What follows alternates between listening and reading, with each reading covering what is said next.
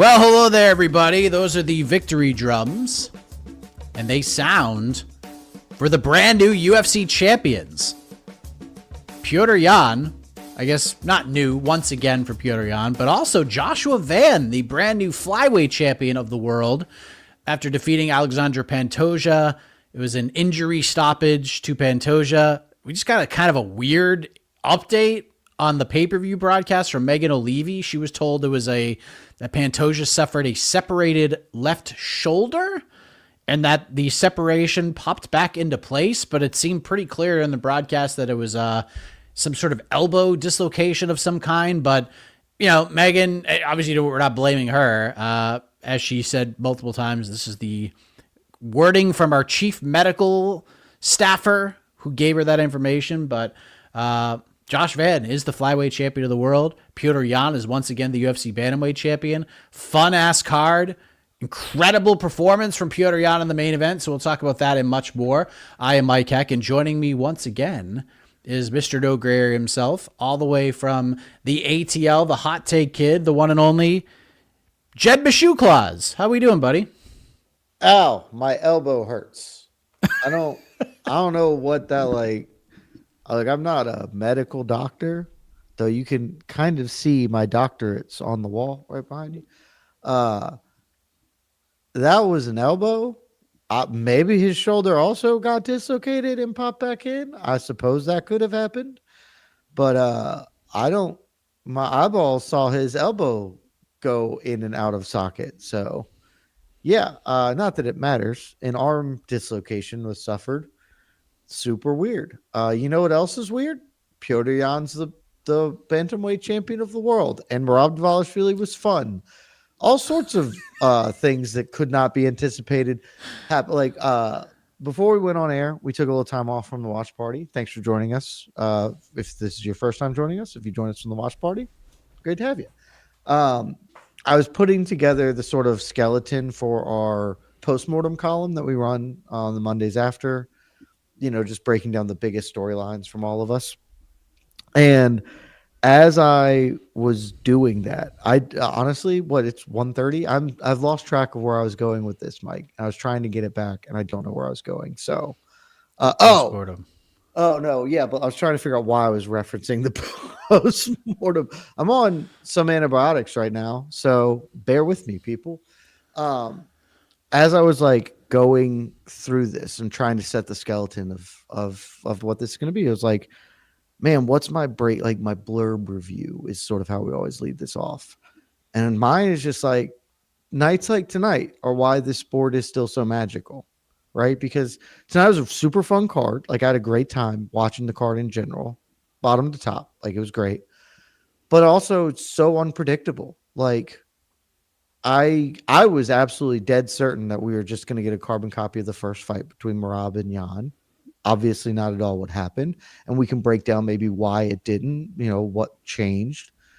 But then the co-main event, you can't see stuff like that coming. Like that's just, it is a crazy sport where you can never be all the way certain something's going to happen. And that's why we keep tuning in. And that's kind of like my big takeaway from this event as I've had a little time to digest is like, man, I thought tonight was going to be fun, but then it might not end fun. And instead it was fun the whole way. The co-main event, which I was the most certain would be fun, ended up letting us down for reasons that aren't anybody's fault. And then the main event was super fun and incredibly impressive. I had a great time tonight, Mike. Where does this rank? And it's always tough after these events to really find the exact correct ranking for this. But in terms of events of the year, where does this rank? Is it because I'm seeing some mixed reviews, and not I'm not seeing anybody saying that it's bad. I haven't seen anybody say oh, that card sucked, which is always a good thing. Cause you always, when we look at the comments or you're looking Twitter after an event, you find some way to nitpick. Not a lot here to really be upset about, but I mean, just feeling like energy vibes. And you're talking to somebody who was up covering karate combat till 4 a.m. yesterday. Really impressive. This morning. And now I'm back. It's almost 24 hours later. And just based on how I'm feeling and my energy levels, I'm friggin' fired up. after what I watched tonight. Not just from the event and some of the moments we had. We had the best 89 seconds in the octagon this year from a prelim kind of fight that most people ranked as a throwaway. And it wasn't even the fight of the night because the main event ended up being the fight of the night. So I get some extra points for the fantasy squad, by the way. So I'm pretty happy about that. One. But where does it, is this the best event of the year? Is this top 3? I mean, just it's hard to pinpoint. Probably top 3, right? Yeah. Like,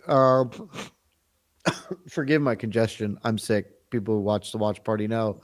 The reason I'm not with Mike in person right now is I am ill.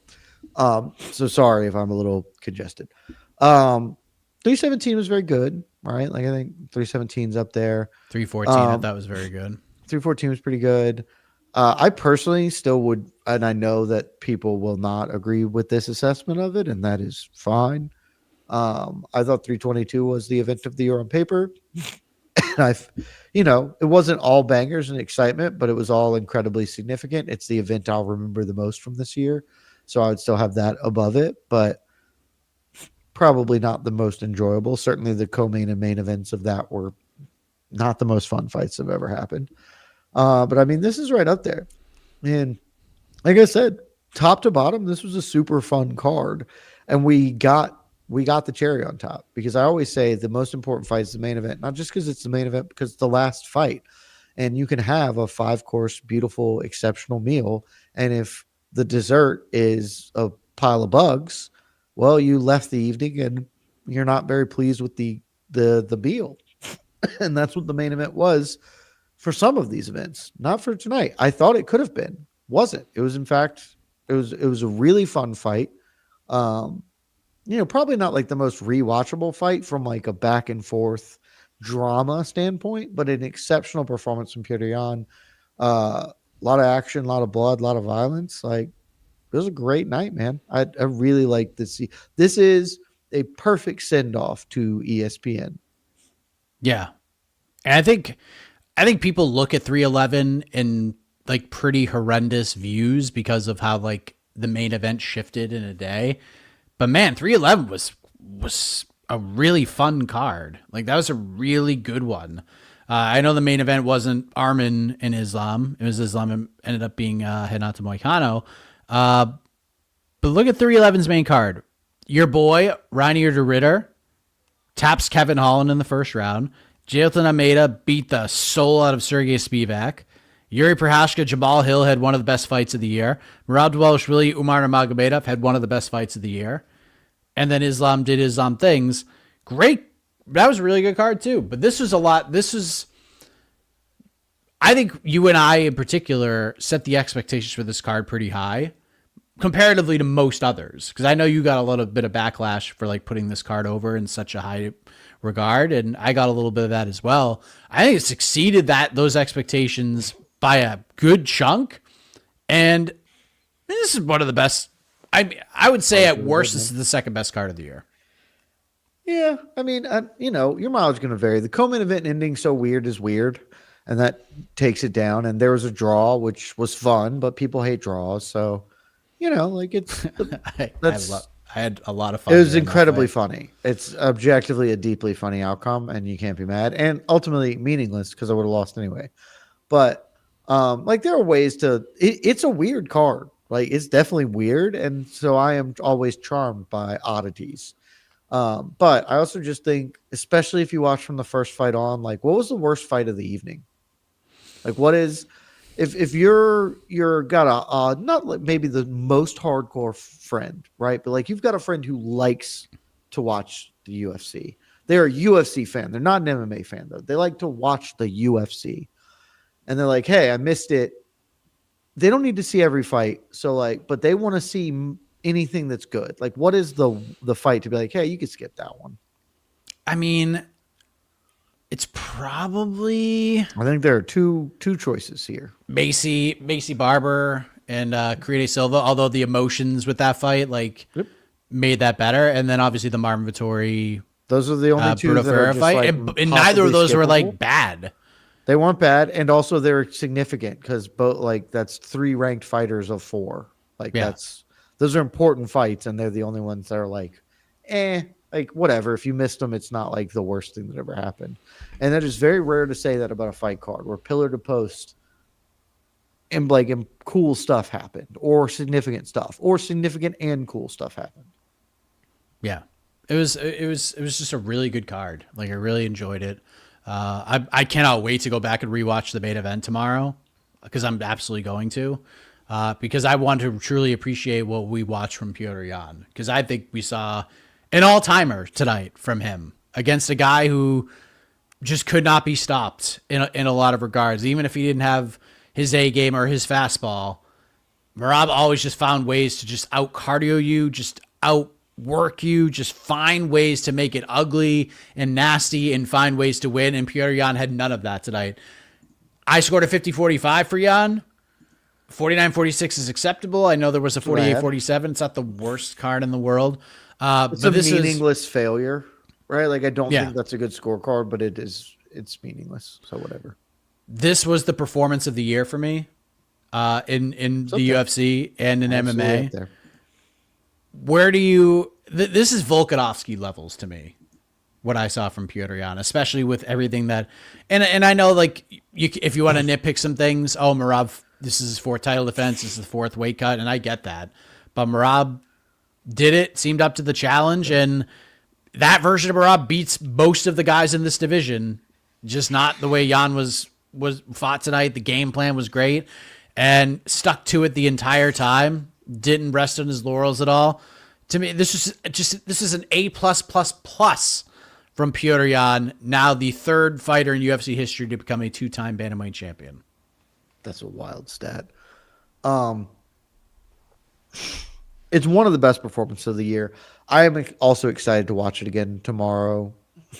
I want to know how much of it I put down to Yan and how much of it I put down to Merab. Because I did at some points tonight feel that I might disagree with your statement that, that version of Yan beats most guys. Like, if he beats most guys, he's Yan, but like, it did at times feel like that wasn't the best Merab we've ever seen. And it's always hard to know to what extent is that because he's compromised, or is it because Yan is making him that way? And the answer is usually somewhere in between, like a little bit of A and B there. But I do want to watch it just to kind of at least get a sense of what I think is more true there, because I do believe it probably isn't helpful that this was, Merab had just fought. He made a quick turnaround and fourth weight cut in 11, 12 months or whatever it is. That's not helpful. I'm certain of that. But did that matter? We'll never know, because once you agree to fight, you agree to fight, and you walk into the cage. I don't care what injuries you have. It's just you accepted the terms. The engagement is valid. But even if I think that that's a compromised Merab when I rewatch it, it's still an incredible performance from Petr Yan. I gave him almost no shot to win this fight, and he cleanly won it and delivered, the best performance of his career, bar none. And sort of, I think it was Daniel Cormier on commentary brought this up and was like, this is the Yan everybody thought was coming. Like, when Cejudo, who we'll talk about later, Mike, when he retired, in the post-fight press conference, Dana was like, Petr Yan's going to fight for the belt against somebody, because that was the horse they were going to hitch the wagon to. They're like, yeah, that guy's going to have the belt because he's the future of the weight class. And then the Aljo stuff happened, and he sort of just kind of lost his way. And tonight, at least for one evening, he got it back in a very, very major way. It was incredibly impressive. So one of the performances of the year for sure. I'd have to just go back and think like what the other ones are. Like Fluffy beat the soul out of RDRs, pretty damn impressive. But like this was an incredible effort from Petr Yan, and entirely unexpected. Yeah, at least with Fluffy, what he did to Dolidze was, some people expected it. I didn't expect it to that degree. So that was obviously impressive, because there's just no way Roman Dolidze really can come back from what happened that night. If you want to throw Islam JDM in there, I think that's a pretty fair one, even though it's like not as fun as Yan. But I think a lot of people expected Islam to go out there and do to JDM what he did. That's why he was such a pretty big favorite. Yeah, one dude was a plus 380 underdog, and the other was a minus 260 favorite. Like, it's a consummate perfect performance. Yes, it's not as impressive. Yeah. So I mean, just spectacular. We're just running this one back, right? Like, I feel like the main and co-main with on to the next one picks pretty easy, right? Like, we're just gonna go ahead and I mean, I'd like to see both guys. I think especially co-main Rob has take a break. Co-main has some interest to it because I think there are some other things that can be done depending on how long Pantoja is out. But main event, there's just no question. You run this back. I think they should not do it immediately because to whether it's valid or not, a storyline from this will be the quick turnaround because there was a storyline before it for Merab. And so let's remove that from the circumstances. Let's make sure we're getting the best of both guys as can be reasonably expected. And, they fight in, we've got events booked out till March, right? So April needs a headliner. Those two dudes can go in April or May for the trilogy fight. And that is, you can't do anything else other than that. Yeah, completely agree. Incredible performance, incredible heart displayed by Merab, who was hurt multiple times in that fight by Jan, and those body shots. It was just picture perfect game plan. I mean, shout out to his coaches, everybody that got Jan ready for that because they were ready for everything Merab was throwing at him. The body work took some lessons from Sean O'Malley in the UFC 306 fight. Just did everything so well. And the trilogy fight, honestly, to me it's got to be like of the top 3, top 5 at worst, most anticipated fights. I'm super curious to see what that third fight's going to look like. Won't be my top 3, but it's like, I mean, it's up there. Yeah. Cause like I'm excited to rewatch this one just to get a better idea because, but the two fights were both very similar and incredibly different. And it's, the outcomes were the delta between them was so massive.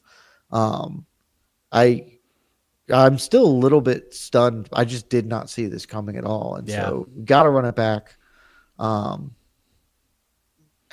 like, then I'll know because right now, like, I think even after I rewatch this, like, I thought about this earlier tonight because you were talking a lot about Alexander Volkanovski and stuff. And I distinctly remember watching Volk Max 2.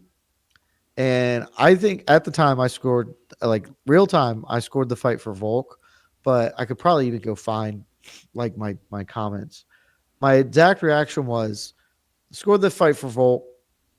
You can score it for Max, and that's a totally like there's absolutely no issue with calling it 3-2 Max. I don't ever need to see these two dudes fight again because Volk would win a vast majority of them. And I got killed for that, especially Max people. Like, no, what are you talking about? It's like I've seen them fight 10 full rounds. Volk has won most of them. Volk is the guy who has a better suited skill set and can adjust more. He'll just win. If they keep fighting, Max will win some. Volk will win most of them. Not at all the reaction I have. I've watched these two dudes fight for 50 minutes, and I have no concept right now for who would win if they fought again because it's been so different. So, yeah, we got to run it back, and I want to see what it looks like. Yeah. I mean, give it to me. I'm so down for it. And apparently, Merab getting another fight of the night. Merab Jan got fight of the night. For those who are wondering, that was the bonus winning fight. Performances of the night go to Iwo Baranowski. Are you kidding? I'm not kidding. That's so silly. And Manuel Torres. Come on, what are we doing? I mean, Manuel Torres asked for 50 G's, so he broke the curse. Good on him. I just give Ivo Aslan money because I'll just do like 3 fight of the nights. That's fine. Yeah. Apparently Henry Cejudo got paid his win and show money, so can't do the extra bonus because they had to give Henry a couple extra bucks. Yes. So. And this is an impoverished company, so they definitely couldn't afford to do it. Oh, man. They are barely keeping the lights on at UFC headquarters. They are. They didn't just sign a $7.7 billion television I streaming mean, rights deal. it's more than that. That's just for the UFC. I don't know how much they're getting for Contender Series and Tough and the rest of that. I'm sure So that's all bungled in there somewhere. I Wouldn't be bet shocked I to. bet they're getting more money for that. I mean, we haven't even found out the broadcasting rights for good old Power Slap say yet. Power Slap and Wouldn't UFC, shock me if that's BJJ, part of this deal too. Boxing. Yeah, I mean, boxing's part of it already. Mike, they have to keep the lights on. How are they going to do it if they pay 50 grand to Ebo Aslan as well? It can't be done. I mean, you make a great point. That's why they're just rolling in dough. That's I'm good at business. They're the Scrooge McDucks of the combat sports world right now. Josh Van is the flyweight champion, and it's a bummer that we didn't get to see, at worst, the fifth best fighter on planet Earth get to compete to his full ability tonight against a guy who is on fire and one of the most talented guys we've seen in this division, but only 24 years old. So we didn't get to see the full on fight. But this is a legitimate win for Josh Van. This is not it's not ideal. There's a touch of flukiness, but a move happened that Josh initiated, and Pants tried to hold himself up. He didn't.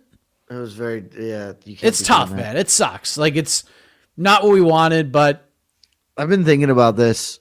I don't know what I'm going to do for rankings. I think I might just leave, not touch flyweight because, yes, Van won, and I'm not saying he didn't. He can carry that belt around as a real champion. I didn't learn who the better fighter was in any capacity. So I didn't get a question solved about who's better or whatever. It was just a thing happened. It's valid. It's valid, but not meaningful. How about that? Right? This is it's a valid win. He's not to blame. He did something, and like you said, Pantoja reacted, and in so doing, his body betrayed him.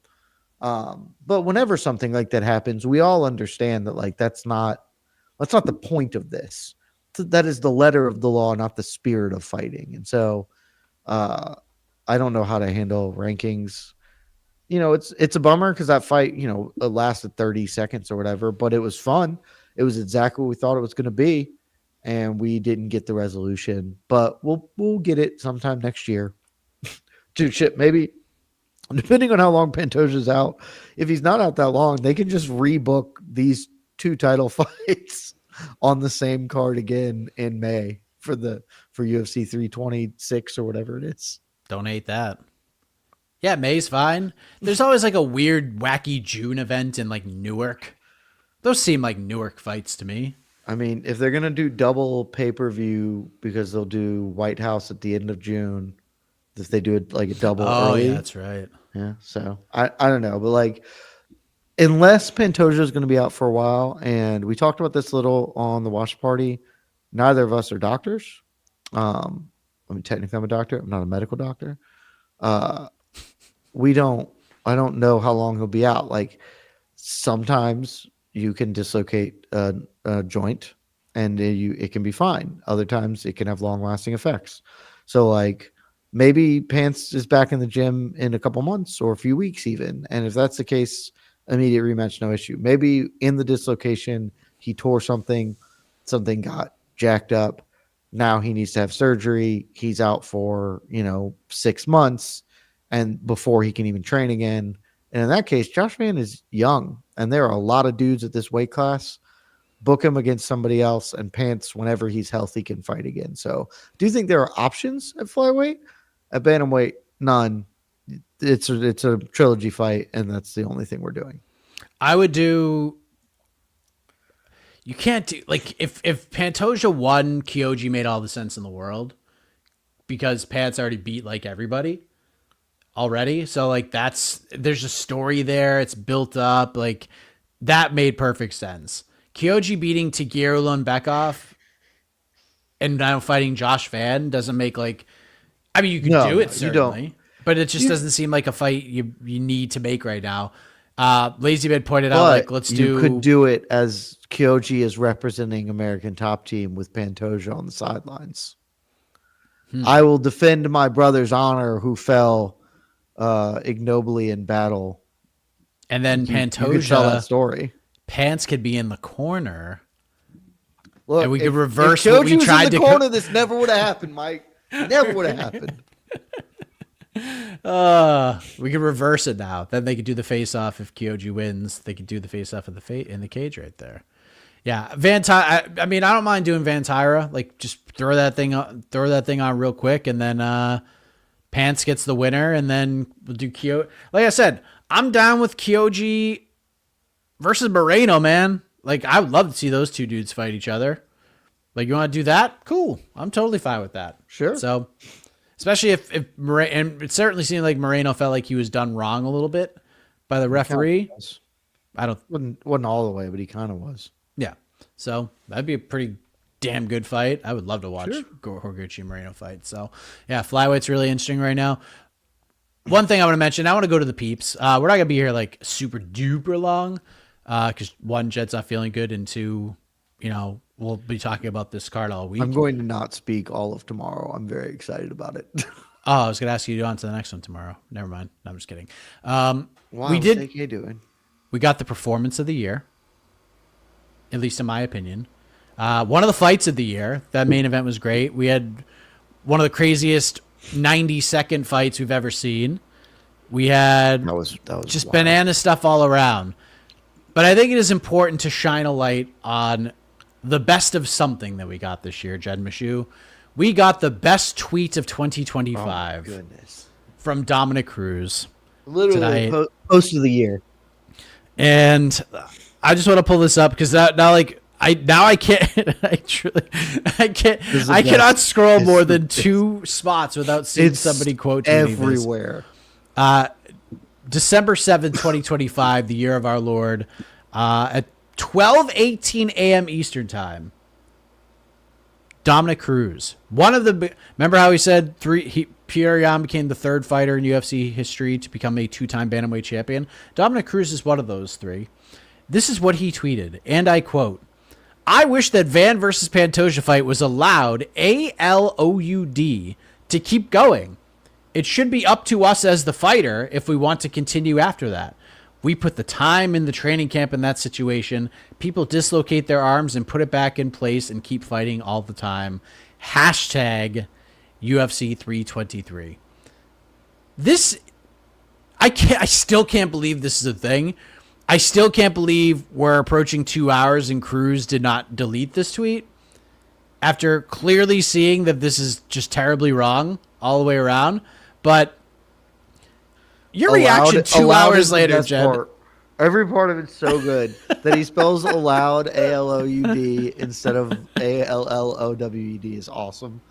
That he's just like dead wrong in premise because Pantoja did not wish to fight. Like Pantoja waved the fight off. And that if you genuinely like follow through, it's the most insane take of all time.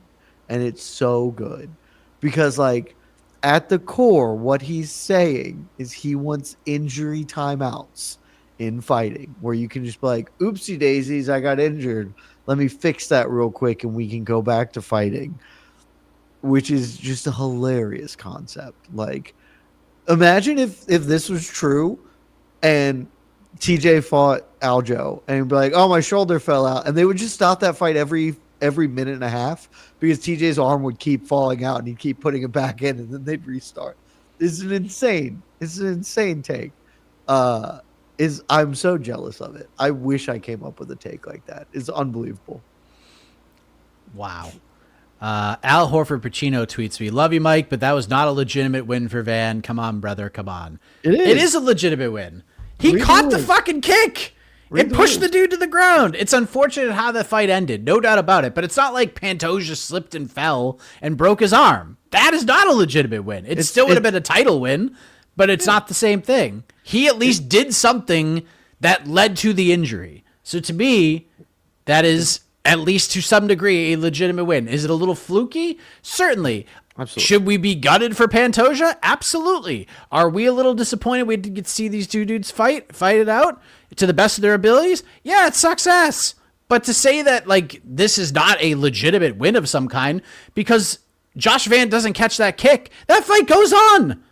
That fight continues on. But he caught the kick, threw the dude down. Pantoja had to use his weight to kind of keep his arm up. It's unfortunate how it ended, but it was due to Van catching that high kick and everything that led to it after that. And that's that, man. Celebrate it. We don't have to celebrate it as a glorious victory. It's not. Of course. But it's not. It's not illegitimate. It would be illegitimate if Josh Van cheated and didn't get called for it. It's not. It is a legitimate win. It's not a glorious win. Yeah. But like, this is just what happens in sports, right? Like, this isn't unique to MMA. Like it is the same in anything. Like if you are playing Wimbledon finals and your opponent tears his Achilles going for a return and can no longer compete, you win because that's and it's not, those sorts of things happen in all sports and they're all the same. I don't want to win this way, whatever. And it's true, but you didn't do anything wrong. So it's not illegitimate. It's a legitimate win. It's just a weird one. Yeah. So there you have it. Dana is seeming to be avoiding the press conference. Is he afraid of questions about Armin Movsar? Probably. I don't know if he's going to be there or not. If I'm Dana, I'm not going to any of these anymore. Like I'm just not doing it. There's no need for him to go. There isn't. So, rest of the main card, we had Tatsuro Taira. What a performance against Brandon Moreno. Went out there and finished him. Stupendous. Just terrific stuff. I did not see I do think coming. that stoppage was bad, but like again, not Taira's fault and not like an indefensible stoppage. So yeah, great. I mean, it wasn't going to get much better for Moreno. So like at the end of the day, I'm like kind of okay with it. But no, yeah, I was very stupid on this card. Time. I missed a lot of things. I haven't even looked at my picks. I'm sure they're awful. I way whiffed on that one. I was like, Brandon Moreno's really good, and I don't know why Tyra's the favorite. And then I was super wrong. Yeah, great performance from Taira. Peyton Talbot, great win over Henry Cejudo in Cejudo's final fight. He officially retired, called it a career, got the tribute video, all that. Brennan Fitzgerald playing his song. I thought that was a great song, by the way, from the weigh-in show yesterday. Jan Blachowicz and Bogdan Guskov fight to a majority draw to kick off the main card at a fight that I enjoyed. I had a great time. It was fun. Watching Jed's fantasy player just not get it done. And it ultimately didn't matter. Really hurt, really warmed my heart. It ultimately didn't matter because Jan pulled it off, and so you would have been the winner anyway. I guess actually maybe mathematically I could still potentially be alive if Bogdan had gotten the finish in the second round, but maybe even not. And so that fight was fun. Bogdan Guskov both exceeded expectations and then immediately fell. Like I didn't think he was going to hurt Jan in the way he did. And got a 10-8, a justifiable 10-8. Two of the judges are smart. One's a dumbass. Doesn't matter. The result's the same, but one judge is an idiot and two of them are at least competent. And then he just didn't do anything in the third. Jan Blachowicz, despite almost being 43 years old, he's a wily, gritty, tough old, bastard. So good. A terrifically fun draw. Yes. And then we mentioned Manuel Torres knocks out Grant Dawson, kind of ends Grant Dawson's championship hopes, probably his top 5 hopes, all of those things. Yeah. I think, one of the questions was, what is Grant Dawson's ceiling at lightweight? And we were going to get some answers tonight and, probably be a ranked guy for most of the rest of his run. But yeah, he's just going to be like a back end top 15 guy, which is really good in this division. Don't get me wrong. But yeah, he just gets hit and it's not really a great thing. So he's very talented in a lot of ways, but if he fights a guy who has good takedown defense and can hit really hard, it's got to be rough for him. So Chris Duncan, Grant Dawson's teammate, the did get Grant a win. Dawson thing was very rarely this happens, but when it does, like I saw that finish in slow motion before it happened. Yeah. Like we're sitting there watching it and we're on the thing, and I'm just like, he got so far turned around that literally like Manuel Torres was here, like he was directly parallel, and Grant Dawson was just like out here with his arms nowhere, and there's a guy on the direct line of sight to blow him up. It's like, like when you're watching like a football game and you see the receiver drifting in the center of the field and you see the safety coming down, you're like, oh my God, the quarterback's going to throw it and that guy's going to die. And before it happened, I saw all of that. I was like, oh, this is about to be really bad. And then pop, pop, pop, pop, pop. I was like, oh, yep, he's dead. Yep. Very rarely does that happen in fighting, but it happened tonight. I was like, oh, yeah, it was a tough one. Chris Duncan, Anaconda choke win, crazy fight with Terrence McKinney. Macy Barber, great win for her against Grady Silva. Terrific performance, emotional. A lot of emotional things happening on the prelims. Yeah. Let's give her Erin Blanchfield. Let's just settle that rivalry. Just do it. Just do it. She's not going to call for that fight. We already know she's going to call for Rose or somebody else. Alexa Grasso, I believe, is another name she said. Just go fight Erin Blanchfield. Like, this is the most interesting. Grasso's available now, though. Maybe not fighting for a long time. She might be out for a little bit. But dude, it'll be the most intrigued anybody has been for an Erin Blanchfield fight since she came to the UFC, since the Molly McCann fight. Like, let's just do that. Like, you want to try to get her over. That's a great way to do it. So that's the fight to make. Menon's kind of in a weird spot. If you want to do Macy Menon, that's fine. I think that fight goes horribly bad for Macy. It goes super bad for her, but you could do it. But you could certainly do it. For Zayam, damn, this guy's really good. Coming out performance for me tonight. I've liked him. I thought he's good, but just never like invested in him. This was a very good performance against a guy who I respect, and I'm just like, oh, I should take him more seriously. Like I've considered. I think for Zayam, we were complimentary of this fight on the stuff this week, like pre-show stuff. And I was like, yeah, I think it's a really good fight. Like top 30 lightweights is always a good fight. But I wasn't like emotionally invested, and I won't, I'm not going to be. But this was the performance. Was like, Zayam is a legitimate like player. He's probably not going to fight for a belt, but like that's a real dude. Yeah. Bruno Ferreira beats Marvin Vettori. Be interesting to see where Marvin Vettori goes from there, but that was a fight. It wasn't terrible. I think Marvin Vettori, that fight was not as bad as I thought it could have been. Question whether Marvin Vettori stays in the UFC. They probably won't cut him, and the commentary team even like basically said that probably wasn't going to happen. But he's lost a lot, and like maybe a fresh start just in PFL would be nice for him. Yeah. Jalen Turner came back from a brief retirement, stops Edson Barboza. Ebo is just insanity. Best 90 seconds of the year, baby. If you missed Iwo versus Ebo, go watch it right now. By the time I pull up the first fan question, you will have watched the entire fight and you will be in such a great mood. Mansour Abdul Malik taps out Antonio Trocoli, as John Anik pronounced it on the broadcast, in 69 seconds. I didn't notice that, but okay. And then Myron Santos stops Mohamed Naimov in round 3. Nice finish there. He did miss weight, so no bonus for him. And there you go. That's UFC 323. Let's go to the questions. I need to. Please, I slack something, but I need to inform you of this. Per the great Michael Carroll, aka MJC Flip the Script on Twitter. If you're in the MMA Twitterverse, you probably know who Michael Carroll is. He does like a lot of stat stuff, and that's always fun. He got fired this one up after the main event.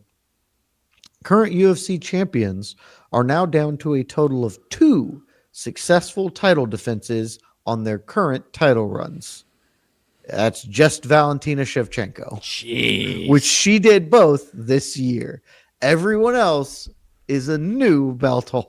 shoulder. Wow. Which, aside from being an absolute, like, categorically insane stat, and I guess, like, also technically that's not true because technically Tom has one title defense of his belt but not also because he got promoted to the undisputed. So it's like a little weird with Tom, but this just goes to say a thing that I've been saying, you've been saying, but that I really hammer on for years that people don't ever listen to me. The hardest thing to do in the sport is defend your belt a bunch. Merab just tried to do it, and he made it to 3. It's really, really, really, really, really. Pantoja tried to do it, and he made it to 4 successful defenses. And then, Mike, what happened? Act of God, and he randomly broke his elbow. Like, it's so hard to defend a belt a bunch. Please give that more respect, everybody. Hell it's yeah. the hardest thing to do at the sport. Amen. Amen. Also, brother. Valentina Shevchenko's the GOAT. And she should absolutely get Fighter of the Year votes. She's either my number 2 or number 1. I don't know where I'm going to settle on it. Just make her number 1. She's love either the number 2 or conversation. number 1. I just don't think I'm not going to be upset when people don't put her there. I totally get it. On paper, she beat the number 1 contender in her weight class dominantly, and then thrashed the number one of the fighter. The number 1 pound for pound fighter and one of the 4 best women ever in a bout that was billed as like, is this the GOAT women's fight? She blanked her ass. So like, that's as impressive as anything anybody's done this year. They weren't fun. I'm not here to tell you those were fun fights. It was as impressive as anything anyone has done this year. Let's see. Before we go to the peeps, let's go to the Dana White thread of fun. Oh. Reading Aaron Bronsetter's tweets. White says everyone crying the loudest about the proposed amendments to the Ali Act are the ones who are the problem with boxing. That is certainly a take. White on Tom Aspinall. We have people that are all over him right now, checking up on him. Does he need any help or any specialists? I'm no doctor. I'm just saying what I've heard. I wasn't saying anything negative towards him. I think that things can be taken out of context or that he didn't see what I said. Never once did I say anything about him in a derogatory way. I mean, that's just objectively not true, but I'm sure nobody followed up on that. Also, I don't know if you saw this one, Mike, here. I'm trying to find Dana. I don't see Pantoja coming back anytime soon. He believes it is likely Van will defend his title before they do the rematch. Oh, okay. All right. Also, Dana White again said the medical team popped Pantoja's shoulder backstage. It was not his elbow. It looks like his elbow. That's hard for me to believe, but okay. Yeah, we got a bunch of fight announcements too, which is fun. I forgot we did get some of those, yeah. Which is fun, by the way. I think this is just a note to Dana in the UFC. Well, like every once in a while, having Dana pop on to make an announcement is okay. It can't be like every time. It's so much cooler when you're watching a pay-per-view and you get a bunch of cool fights announced. Or you do what you did at the press conference yesterday, where you leave this mystery Max Holloway, Charles Oliveira fight at a press conference that you didn't announce ahead of time. Like, that shit's fun. It's just really, really fun. We get Dan Hooker, BSD, Rafael Fiziev, Mauricio Rufy just kind of comes out of nowhere. And then we get Fluffy versus Sean Strickland headlining in Houston. Like, it's just good shit, man. It's just good when you mix things up like that. So, all right, let's go to some super chats and let's get the hell out of here. Everett, do you guys think Crew should be allowed ALOUD to ref? Nice. Well done. Well done. Well played. RS40. Where would you rank this run of 14 straight wins by Merab? I have him in my top 15 fighters of all time. Would you do a damn they were good for Edson? Oh, for Edson, for sure. I mean, Edson's like kind of sort of the dude that's like built around. I think Edson has like a pretty decent argument as like one of the greatest resumes of all time. He's the hardest strength of schedule in the history of the sport. It's incredibly up there, especially for a guy who never held a belt, because like champions always have really good strength of schedules. But for a guy who never held a belt, like his strength of schedule is outlandish. Um, this run of 14 wins by Merab is any run of 14 wins. I don't care if it's over janitors and mailmen. It's impressive for what we just said. It's really hard to win fights. You can suddenly post your arm and apparently your shoulder blows up. Like anything can happen in a fight. So any run of 14 is good. His is particularly good. This was a very good year before the Jan loss. It's however many champions, 4 or 5 champions. Like it's a really, really good run. I don't know how I'd rank it in comparison. Like it's not as good as Islam's current run, but like it's a really good run. Yeah. It's a very good run. Very, very probable, if not possible, the best run in bantamweight history. Like that's possibly up there because because I mean, again, I've said for months, and I feel some level of vindicated today. Frankly, I don't think Merab's the bantamweight goat. I have not, and I don't even like Dom Cruz. His run was so stop-start and so like weird that it's hard to judge. But like, it's a very, very good run for Merab, undeniably. Certainly. Juicy Jake, the first fight I watched with my dad live was Volk Holloway 3. Had him hooked ever since. I mean, that's just an all-time great performance right there from Volkanovski. It's hard to not marvel in the greatness shown that night. Yeah, that's for sure. Spencer, our guy, Chaos in Vegas, boys, was my favorite card of the year except the co-main. Devastated for Pants. The sport is brutal. Who are the flyweight and bantamweight champs at the end of 2026? P.S. Only thing I hated tonight was Mark Smith. Yeah, he was not great tonight. I'm bantamweight so hard because like it's a coin flip between Merab and Petr. Like Petr looks so good. I mean, honestly, actually, like, and then Umar's in there because if Petr beats Merab, they're definitely doing Umar. I don't know, man. If Sean O'Malley beats Song, they're gonna do that fight. I don't actually know that Sean. Yes. So like, it's up in the air. Petr's probably the betting favorite. Like Petr probably just should be the choice because of the performance he just gave. But like, I think Umar versus Petr that's a way more difficult fight for Petr than I think. I don't know. I'll go with Petr. I have no confidence in that. As far as flyweight,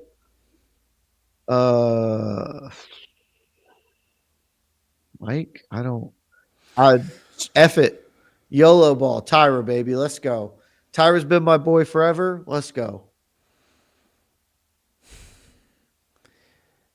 I'm Petr bantamweight because I would pick Petr to beat Umar right now as well. And plus Petr's not the most active fighter. I think he's probably going to fight twice in 2026. He might only fight once. I don't know, man.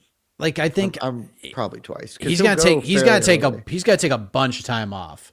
I don't think we see Jan until June or July at this point. And if I'm Merab's team, anybody on his team, I ain't letting that dude fight till June or July either.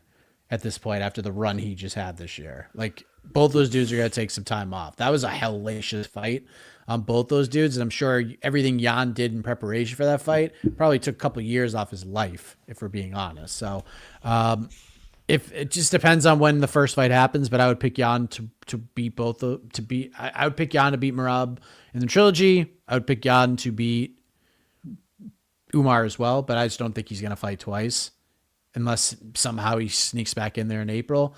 Flyweight's interesting. Without knowing how bad it is for Pantoja, I can't even answer that question because I would pick Pantoja if like he goes through the medicals on Monday or Tuesday and says like, I'm only going to be out for 3 months. I'm ready to go in July of next year. I would pick Pantoja to be champion, but.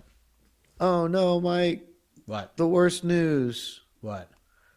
Per our own Damon Martin, Dana White Total bullshit with regard to rumors of Ronda Rousey versus Katie Taylor. No, that's so terrible. Oh, That's so yeah. I mean, Dana terrible. would know, right? Because Ronda is technically still like under contract. Yeah, total bullshit. They should ask him about Ronda versus Gina Carano, maybe. Man, if Pants had a dislocated shoulder, he's cooked. If that wasn't an elbow, which I still don't really understand, my eyeball saw elbow. If it was his shoulder that dislocated, as someone who's dislocated my shoulder literally hundreds of times, almost certainly he will need to have surgery, which will sideline him for 6 months at the minimum. So I'm trying to remember how long I couldn't be like a real functional boy when I finally got my shoulder repaired. It was a while. It's like technically you don't have to, but then you become TJ Dillashaw, and that doesn't work. So, yeah. He's probably out for 6 months at least, I would guess. Spencer back with another. So happy for Jalen with the comeback. Nice to see Cejudo get his flowers. Also, so many impressive prospects tonight. Rank 1 to 3 on who has the best UFC career between Talbot, Torres, and Ziem. That exact order. No, I'll go Talbot. Talbot's the clear 1. Ziem 2, Torres 3. Same. Because Torres is already kind of old. And Ziem's accomplished more already. So just go with that. And Talbot, they're going to push him to the moon. They're going to push him to the moon. He is more talented than them anyway. Even if he fails, they'll give him more chances. Talbot all day. Is Dom the Cam Scatabo of MMA? No, because I think Cam Scatabo is a crazy person and Dom is just a bit of a weirdo. But it's not the worst. Yuri is closer to the Cam Scatabo of MMA. And he's not, but he's closer. I don't know who Dom is. That's not an appropriate comp. I'll think of one though, but that's not it. Yeah. Johnny, Mike Heck wins the fantasy draft. Next week picks sure as does. is, can't pass him. Me with 1,700, Damon with 1,625, Guillerme with 1,475, AK 1,350, Jed 1,300, Casey 1,150. And I still have Jillian Robertson next week too. So that's just going to pad the stats a little bit because she's probably going to go out there. You can't get to 2,000, but you can have a very solid. It's entirely Waldo Cortez Acosta, so pay him some money or something. I don't know. Atiba Gautier, what a year he had. I mean, I drafted beautifully. Like I just drafted great. Who knew Pierre? Oh my God, is this true? What? The super chat Chase just put in. I'm now going to try and confirm that this is correct. Thoughts on Dana? Dana also says he's going to look for Vince in Japan for Van versus Tyra in Japan. Oh, cool. Thoughts on Dana saying Armin needs to work his way back to the title, and he doesn't care what number is next to his name. This is apparently an accurate assessment per our own Damon Martin. I mean, just tell the truth, man. I mean, kind of is, I guess, like in his own mind, but work his way back to the title from what? What did he do? He pulled out of one fight, and look, I think it's a little petty, but you already punished him. You already made him fight again, and he beat the soul out of that dude. Like, what are we talking? Like, how long? And he weighed in as a backup. He weighed in as a backup for a title fight. You were like, once he weighed in as a backup, your previous iteration is when you weigh in as the backup, you get to fight for the belt or whatever. And then you walk that back, and then you're like, well, he's done a lot of, like, how you can't keep punishing it. Just at least say the better lie. At least be like, yeah, he headbutted the dude, so he fucked up again. And that's at least a better lie. You can't keep punishing someone for the same mistake. Like, either tell us the truth or lie better. Don't just, like, I hate it when you can't just lie better. Because it's like, the truth is, yeah, no, we don't care about this. And that's not unreasonable. The truth is, we want Justin Gaethje. Gaethje nailed it at the It's On presser. He was 100% right. And I don't know if he's right because he just sees the board or if he's right because they told him to his face. But the reason he is in that title fight, the reason it is Justin Gaethje versus Paddy Pimblett, has nothing to do with merit or who's doing whatever is because Ilya Topuria could not fight on that date, and because Justin Gaethje is action. And frankly, Paddy Pimblett is too. And so this is the first big event of the non-pay-per-view era of Paramount Plus. I have already talked to friends who have been like, oh, I don't have to pay $80 to watch a UFC. Maybe I'll check it out now. They are trying to court a new fan base. And Gaethje was like, yeah, man, I'm the most exciting fighter that's ever been in this sport. And that dude's also really fun. This is an entertainment business, and that's why I'm here. That's the answer. Tell us that answer, and I'll be cooler than the like, Armin's got to work his way back. It's just nonsense, dude. When is Ribovich's next fight? Miss him. I don't know what his next fight is, but Esteban Ribovic rocks. So yeah, that'd be dope. Who the fuck is Armin gonna fight? That is like the biggest question I have. Like, who's he gonna fight? Just feed him BSD. If BSD beats Hooker, maybe, I don't know. I have no idea what you do, because they're not going to have him fight. He's not going to fight Max. If Gaethje loses, Gaethje would be my choice if he loses to Patty, but he's going to retire more than likely if he loses to Patty. Max, and just hope Max beats him after Max beats Charles. But like, Armin can't really fight for the BMF belt, so I don't know. Yeah, I don't know. Honestly, got no clue. If Ruffy beats Fiziev, I don't know. Honest to God, no clue what they're doing. They're just making it all up. That's crazy. I'll take a couple more. Joseph, would Erin want to fight Macy? I remember she told David Martin that she won't do it unless the title is on the line. She is still pissed about what happened. Here's the thing about Erin Blanchfield. She has literally no power. She does not get to call the shots here. No, she has literally no power in this. If the UFC wants her... It was unfortunate. It's a justifiable beef with her. Like, if I was her, I would not want to fight her either, because she didn't pull out the day before. It's like, her hands were wrapped. She was ready to make the walk, and Macy pulled out. Like, I would also not want to fight that person, but she didn't get to say. Yeah. And if I'm Macy Barber, and I didn't listen to her scrum or anything, she should have 1,000,000,000% called Erin Blanchfield's name. Like, that's just smart business right there. Even if you don't even like truly want that fight, you should call the name. And if Erin plays I'm not doing this, I don't trust her, at least like you made the call. It looks like she's avoiding you, and that just bumps up your stock a little bit. But Erin has no choice in the matter. If she wants to ever fight for the belt, she's going to take whatever fights the UFC offers her. And that's just kind of where she's at right now. So I think that's absolutely the fight to make for both women. I think that's the biggest fight to make for both women right now. It is the biggest fight Erin Blanchfield can possibly, like, realistically get right now, because she ain't getting a title shot right now. She's just in a tough spot. So, but I understand the argument. So, let me see if we got anything else.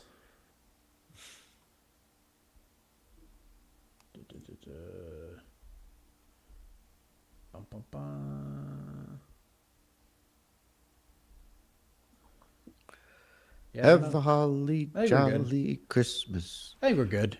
Shout out. You battled all night too, by the way. Thank you. Shout out to Aljamain Sterling. He tweeted out, congrats to Jan and his team. They fought well tonight, made great adjustments. Can't wait to watch it back with Merab and plan for the comeback. Some things looked a little off, but maybe that's what Jan was doing, ? We'll take a look, heal up, and go again. This is the journey of a fighter. I hope you all enjoyed the battle. Until next time. This is very classy and quality response from one of Merab Dvalishvili's team. It's really good. Shout out to Merab, who in his first fight speech was like, I wanted to be super exciting, which is kind of true. He this was objectively one of his funnest, most fun performances. But he's like, I didn't really want to do all the wrestling and takedowns because I wanted to be fun. You still shot 30 takedowns there. So let's cool it with the I'm not sure about this, but again, every time I'm critical of Merab, he then at least turns in a fun performance. I'm going to keep criticizing.